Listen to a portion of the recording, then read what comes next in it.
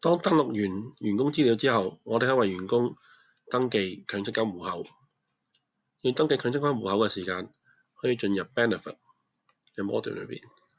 選擇 Hong Kong MPF Enrollment， 即係香港強積金登記。選擇需要登記嘅員工，例如呢位 E1001 嘅員工，佢入職日期係2017年1月1號，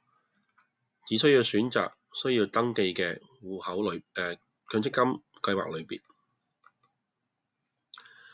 假若員工係外地員工，有13個月免工期嘅時間，可以輸入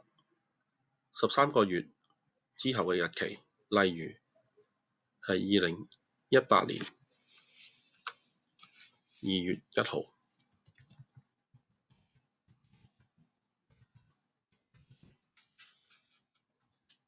系統就會自動將喺13月嘅呢個寬限期之後，每日60日免工期去計算。由於呢位員工只係一個本地員工，我哋就唔需要輸入呢一個。當所有輸入之後，亦都可以按 Save 去儲存。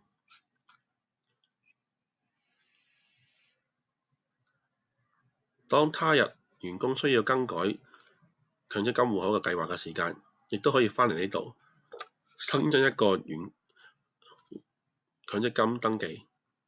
按 Add 增加一個，例如由2018年1月1號開始，呢位員工會轉移到有強制同埋自願性供款嘅計劃，